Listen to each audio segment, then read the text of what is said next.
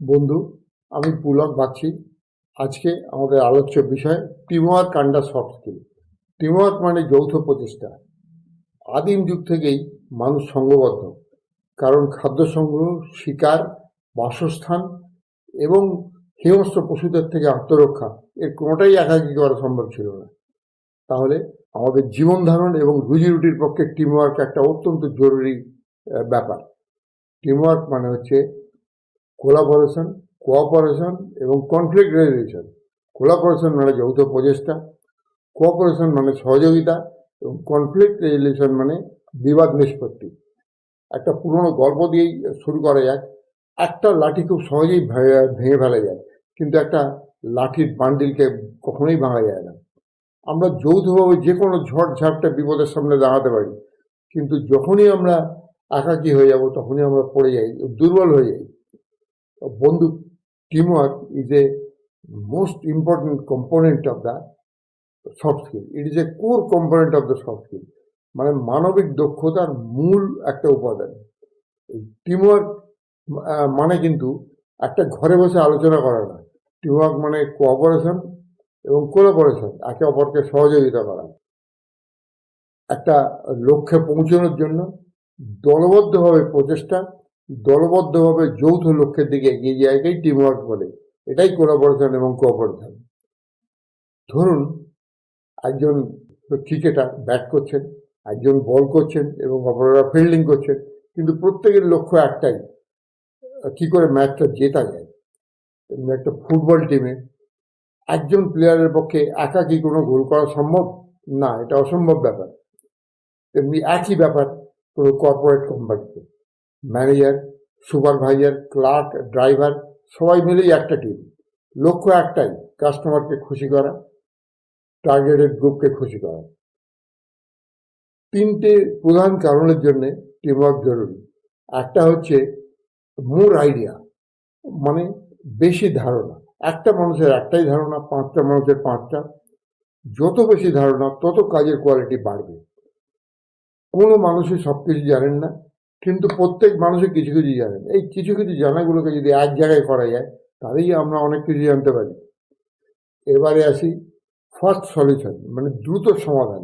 যদি আমার কোনো সমস্যা হয়, তাহলে আমার টিমমেটরা আমাকে সাহায্য করবেন, আমার সহকর্মীরা আমাকে সাহায্য করবেন। সেক্ষেত্রে ব্যাপারটা খুব দ্রুত সমাধান হয়ে যাবে এবং লক্ষ্যে আমরা খুব দ্রুত পৌঁছে যাব। এবারে লেস স্ট্রেস, মানে দুশ্চিন্তা মুক্তি। যখন আমাকে একা কোনো কাজ করতে হয়, কাজের চাপে দুশ্চিন্তা হওয়া খুব স্বাভাবিক। কিন্তু যখনই আমরা যৌথভাবে কোনো কাজ করি, একে অপরের সঙ্গে কাজগুলো ভাগ করে নিই, একে অপরের সঙ্গে আমাদের লক্ষ্যটা ভাগ করে নিই, তখন কাজ করাটা একটা আনন্দময় ব্যাপার হয়ে দাঁড়ায়। তখন আর কোনো চাপই থাকে না। একটা ভালো টিমের সকলেই একে অপরকে সাহায্য করে। কিছুদিন আগে আমাদের দেশে এসআইআর প্রক্রিয়া হয়েছিল।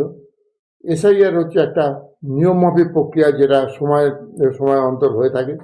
এটা ভোটার লিস্ট রিভিশনের প্রক্রিয়া। বিএলওরা, বুথ লেভেল অফিসাররা এই প্রক্রিয়াটার প্রাথমিক পর্যায়ের কাজ করেছিলেন। ভোটারদের কাছে পৌঁছানো, তাদের ফর্মটা দেওয়া, ফর্মটা ফিল আপ করতে সাহায্য করা, সেগুলো কালেকশন করা এবং অনলাইনে আপলোড করা। এটা হারকিউলিয়ান ওয়ার্ক ছিল, খুবই শক্ত কাজ ছিল। যে বিএলআর এই কাজগুলো একদমই একা করেছেন, তারা কিন্তু বেশিরভাগই দুশ্চিন্তাগ্রস্ত হয়ে পড়েছিলেন এবং কাজগুলো ঠিকমতো সময় মতো করতে পারেননি।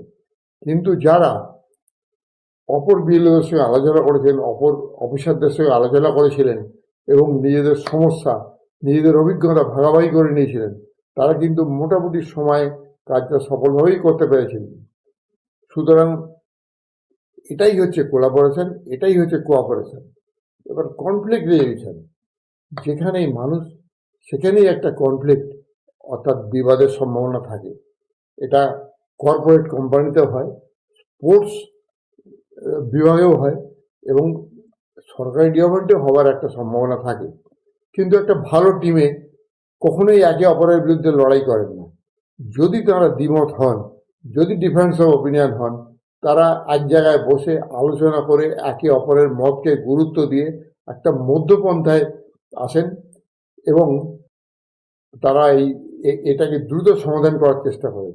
একটা মানুষের ইগো কখনোই একটা লক্ষ্যের থেকে বড় হতে পারে না। একটা ভালো টিম এই কনফ্লিক্ট রেজলিউশনটাকে একটা নতুন আইডিয়ায় পরিণত করতে পারে। আমাদের দৈনন্দিন জীবনের কথাই আপনারা ভাবুন, যে প্রয়োজনীয় পরিষেবাগুলো আমরা পেয়ে থাকি, যেমন পুরো পরিষেবা, রাস্তাঘাট, জল, খাদ্য পরিষেবা, প্রয়োজনীয় সামগ্রী পরিষেবা, আমাদের ট্রান্সপোর্ট পরিষেবা, রেল, বাস, ইলেকট্রিসিটি পরিষেবা, বিদ্যুৎ পরিষেবা, এগুলো হচ্ছে একটা বিশাল নিখুঁত টিমওয়ার্কের ফল। তার ফলেই এগুলো আপনাদের কাছে এসে পৌঁছচ্ছে, একা এগুলো সম্ভব না। তাহলে একটা শক্তিশালী টিম সবসময় একটা বিবাদকে, একটা অসুবিধাকে একটা নতুন আইডিয়ায় আনতে পারে। মনে রাখবেন, একাকী আমরা ক্ষুদ্র, কিন্তু যৌথভাবে আমরা খুবই শক্তিশালী। আমি হয়তো কাজটা একাকী করতে পারি, কিন্তু আমরা আরো ভালোভাবে করতে পারি, কারণ যৌথভাবে, সম্মিলিতভাবে আমরা স্ট্রং, আমরা শক্তিশালী। তো এটাই হলো সংক্ষিপ্তভাবে টিমওয়ার্ক। তো বন্ধু, আমাদের problem solving, adaptability, time management এবং লিডারশিপ কোয়ালিটি এবং ইমোশনাল ইন্টেলিজেন্স, এইগুলো আমাদের বাকি রইল। আমাদের পরবর্তী সেশনে একের পর এক আমরা এগুলো আলোচনা করবো, গ্রাউন্ড রিয়েলিটি এবং প্র্যাকটিক্যাল উদাহরণ সহ। তো আজকে এই পর্যন্তই, ধন্যবাদ।